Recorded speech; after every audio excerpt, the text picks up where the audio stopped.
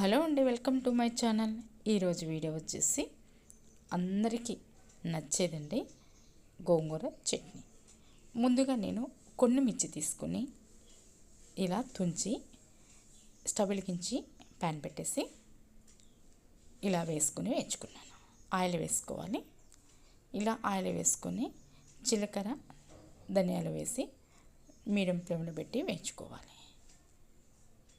ఇలా వేయించుకున్న తర్వాత మిక్సీలో తీసుకొని డైరెక్ట్ మిక్సీ జార్ వేస్తే చక్కగా చల్లారిపోతుందని. ఈ చల్లారేలోపు మనం గోంగూర శుభ్రంగా కడిగి పెట్టిన దానిని దీంట్లో వేసేసి ఉడకనివ్వాలి. దీనికి నీరు ఉంటుంది కదండి, ఈ నీరుతో పాటు కొద్దిగా ఆయిల్ వేసి మనం ఉడకనిచ్చినట్లయితే చాలా బాగుంటుంది చట్నీ. ఇలా ఉడికిపోతుంది.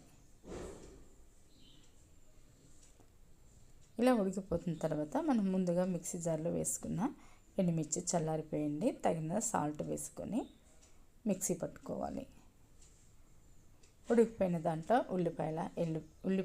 ఎల్లిపాయ వేసుకొని ఇలా ఎండుమిర్చిని నేను మిక్సీ పట్టుకున్నాను.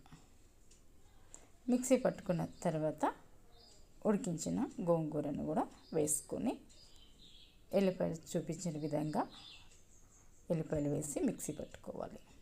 మిక్సీ పట్టుకున్న తర్వాత ఉల్లిపాయలు కూడా ఇలా కట్ చేసి వేసుకుంటే చాలా దీంట్లో మిక్సీ పడితే చాలా టేస్టీగా ఉంటుందన్నమాట.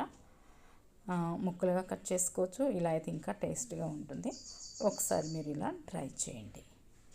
చూడండి, వేడి వేడి అన్నంలో రెడీ అయిపోయిన గోంగూర చట్నీ వేసుకొని నెయ్యి వేసుకొని మనం తింటే అసలు చాలా చాలా అద్దరిపోతుందండి. టేస్ట్ నచ్చితే లైక్ చేయండి.